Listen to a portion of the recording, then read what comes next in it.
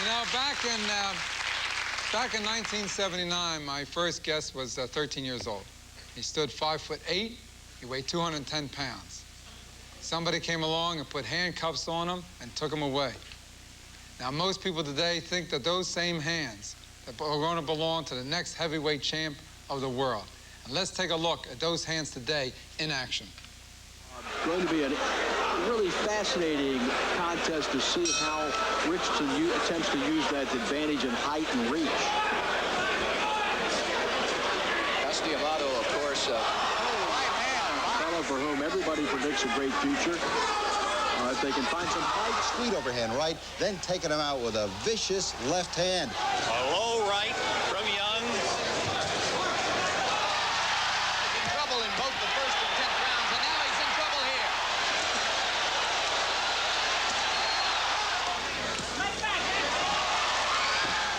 19 years of age. Long is 27. Oh, wow. Tyson comes out slugging. He comes out smoking like Marvis's father, Joe. Marvis must move or we're going to be out of here very, very quickly.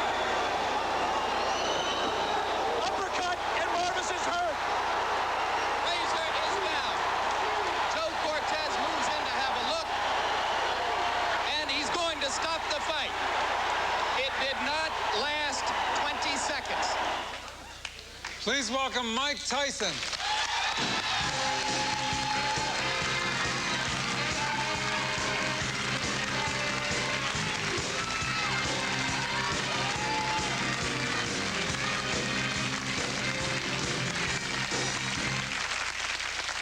Boy,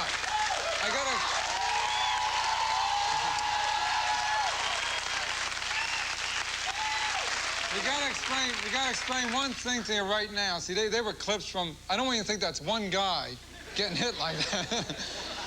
Now, I had mentioned when I introduced you that you had once been taken away in handcuffs. So maybe we better explain that. Yeah. Yeah, I didn't want you to get offended. You know what I mean, Mike? Yeah, hey, you know what I'm saying, Mike?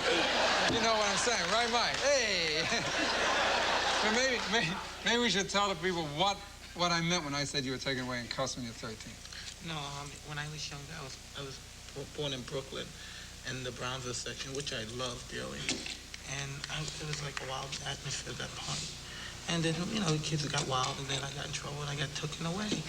And then the staff there took me to Customata after my time was served, and he didn't want me to go back to Brooklyn because he thought something bad would happen, which I felt would have also.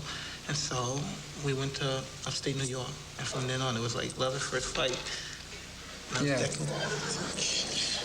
Yeah, you don't have to, you know distance, right? You know how to judge distance. When you do that, you know that I'm here, right? I mean, no, I just want to get it straight. You know what I'm talking? At particular times, yes. Yeah. Lose the distance. You lose the distance sometimes? The radar function. If I sit where Billy is, that's enough distance, right? Now, when you were a kid, though, when you were a real little kid, I heard that you were kind of like a gentle. You weren't a tough kid. You were an easygoing kid, and they kind of picked on you, right? All the time.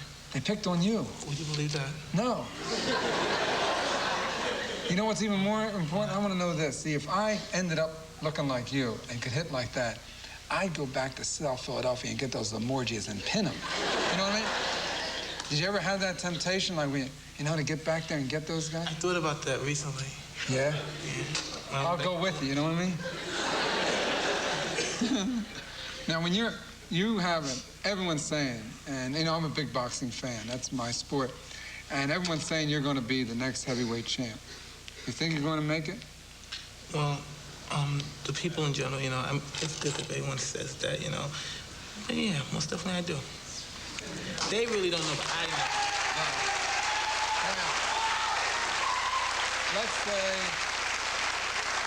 Now, let's say that means you can go to 15 rounds for that championship. Those last 5 rounds are the champions' rounds, right? Yeah. You can do that. You're not just like a couple rounds and that's it. You can go the whole distance. Most definitely. I went 10 rounds 3 times. Yeah. So you can go the distance. All right, now let's say you make it, and you're the champ. All right?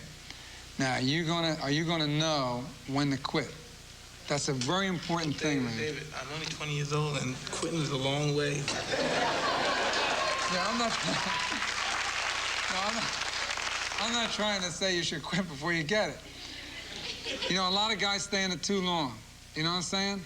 You don't want to stay in too long. You want to walk out of there with your mind and your money. Both things, right? Yes, it's true. So you're going to know that. I mean, huh? 10 years from now, ask me that question. You think I'll be on your show 10 years from now? If I got a show, you'll be on it. Okay. The chances of me having a show in 10 years are not as good as you still being a champ, the way you're hitting. I mean, I'm punching, but I don't know if I could punch that hard. Now, you're... Hey, no, yeah. What's the deal with the ratings here, though? Ratings are good, yeah. Ratings are good. Ratings are good, but if you want to go out and kick some butt to get bigger ratings, I'll let you go. You know what I mean? I mean, we can go on tour and you can go in and talk to the station managers and say, put on a better time, you know? I'll back you up. Now, I know a little bit. Now, you're a historian about boxing. You study boxing. You watch films, right? I know a little, yeah. You know who Daniel Mendoza was? Yeah. You do? Yeah, Daniel Mendoza. God, what do you know about Daniel Mendoza? Daniel, wait a minute, what do you know? Daniel Mendoza was a Sephardic Jew who lived in England, and in 1790, he was the first guy. Before that, they used to bang each other. You know about him? Yeah, he was a Jewish. He had a Jewish. Yeah, we know every Jew ever lived. You know what I mean? We like it's Jewish history. You know what I mean? We know it. Now he was the first guy to box. Before that, they just came out and hit each other. He was the first guy to get the art of boxing, weaving, and ducking, right? Well, not really. Daniel Mendoza, he's more or less started the boxing like on a stage, and he went all around the countries and sites boxing on the stage. Well, he's Jewish. He's going to make money. What do you think he's going to get his head beat in? You know what I'm saying? He made money, made a show business. He had girls coming out way before Don King thought of it, man. It's a show biz. Now, one of the big fights you like to watch, one of the guys you like to watch is going to be our guest tonight, and that's the man who really could hit like he could hit, right? Jake LaMotta. You've seen Jake LaMotta and Robinson. They fought 6 times. A lot of his films. It's not. We're going to bring him out here, and we're all going to sit around and talk some boxing right after we take care of this message. That's all right with you, right?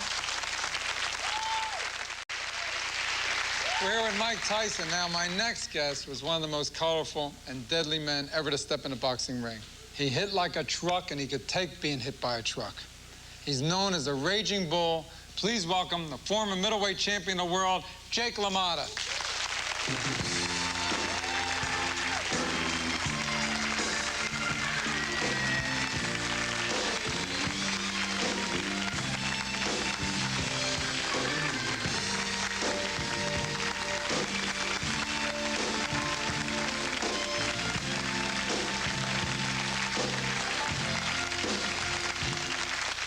Well, Jake, great seeing you. Guaranteed, without a doubt, next heavyweight champion of the world. Yeah. What do you... And if he doesn't do the right thing, I give him a beat. What do you think of his style? What do you think of him in the ring? Well, the way I understand, Cuss had him fight similar to my style. See, I always fought big guys. And he's going to keep on fighting big guys all his life. And he kept him going inside. Now, you figure the advantage is for a big guy, but it's wrong. A short guy could take the advantage from a big guy by making himself shorter and keep pressing the guy. You understand what I'm trying to say? You understand that? Absolutely. Okay, you understand. now, the difference with him is he's got that style that Cuss taught his fighters to protect himself, look to protect himself. And that's a great style. Right. Now, I was explaining to him before, this style just is the same as mine in a way because I did it this way. I caught the punches coming up this way. But his style is just as good because they'll slide off his hands. And he's protected a lot better. Well, we should tell him. You keep it up, pal. You keep it up, you're going to be a great, great fighter. You're going to be like Joe Louis, Marciano, maybe even better. You're a bigger and stronger Marciano. There's no question about it. Yeah, there's a good question. I don't think anybody could take the punches and survive the way you used to do in the ring. I mean, you took more punches and deadly punches and stayed on your feet like Robinson never. Look, it looked like I did, but I was fast enough to ride with my punches. There's a knack to it. He knows what I'm talking about. When you catch a hard ball, yeah, you move with the ball, yeah, right. and it takes the power away. Right. I had the reflexes to really move with my punches. And I didn't get hit as much as, otherwise I wouldn't be speaking coherently to you, right? That's true. Now, what about... God gets me with a hard head. When I first started fighting, my brain was crooked. Yeah. Then after all the punches I got, straighten it right out. Now, what about... Have you ever been hurt in the ring, Mike? Have you ever been hurt? Really Never hurt. In the gym, and perhaps when I was younger fighting, I've gotten hurt during the learning stages. You know why I'm asking you? Because I was at the Sugar Ray and Tommy Hearns fight, you know, in Vegas. And when Tommy Hearns got hurt, when Tommy Hearns, right, you were there. When Tommy Hearns got hurt, he really he's a great fighter. He'd never been hurt. He didn't know what happened to him, I don't think. He was hurt with Sugar Ray Leonard. Yeah, right. He didn't know what happened, right? So do you think you can take, if you ever get hurt, I don't know how a guy like you gets hurt, but if you ever... These things, the objective totally is, boxing is to hit and not get hit. And at some time in the stage, you get hit with punches, and the best is to take them as best as possible. But the best objective, like I say, is not to get hit. And that's what I do. I don't get hit. For a big, powerful, strong guy, you got such a sensitive, sweet voice. It doesn't fit your personality.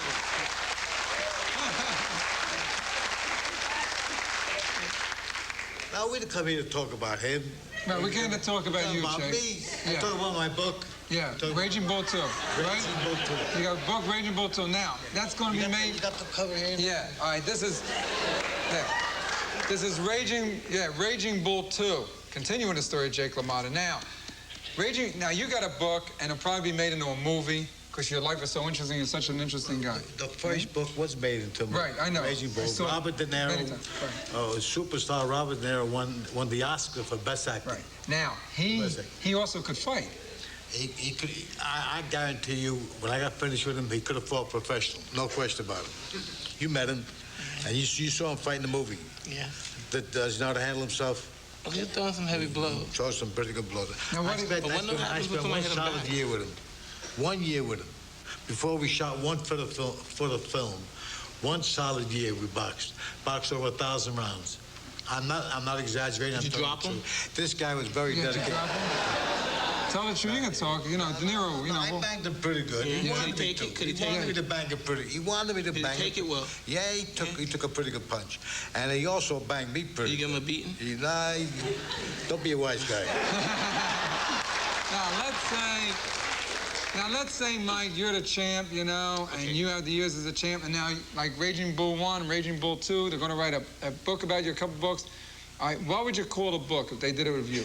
See, you actually, these questions are so immature. I'm not. Yeah. The first thing in my mind is a book. Everything from my mind is you tell me one more time I'm immature, I'm going to knock your head in that rift, all right? You're right, you're on my side, right? Smoking crazy cigarettes too? Oh, my God. You think we could both take it? No chance, God. right? I'm not the type, I wasn't the type to play myself in a movie.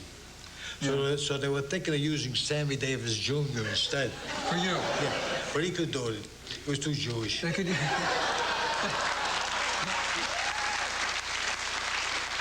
They could use for Mike. They could use Marvin Hamlish to play Mike. Only kidding, Mike. You know what I mean? Only a joke. Now, he becomes the champ, right? Let's say he becomes the champ. Like you were the champ. What advice did you give him? He's the champ now. Well, I gave him advice a few months ago. I boxed an exhibition with Rocky Graziano for retarded kids. It fell for him. And he came back in the dressing room, and he still remembers. I said, the only best advice I can give you is keep yourself busy and make believe you're in jail for a couple of years. Make believe you're in jail for a couple of years. Oh, in other words, just abstain from all of life and dedicate yourself. Stay away from all the garbage out there.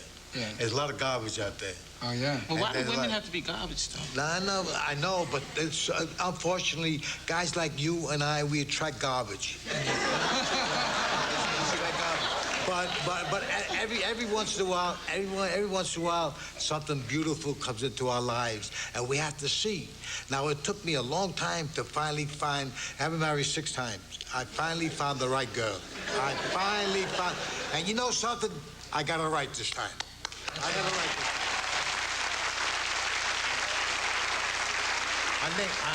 Her name is Teresa. She's sitting out there somewhere. I don't know where she's sitting. So Teresa and I are very compatible. Every night when we go to bed, we both get headaches at the same time. Funny, too. You know what I mean? You could take my place. I could never take his. I'm going to Canada tomorrow. I'm doing a club date up in Toronto. I'm getting up early in the morning. I do stand-up comedy, you know that. Yeah. You also, I don't know if you realize this, but I also lived in South Philly. I know you lived in Philadelphia, bro. They still talk about it.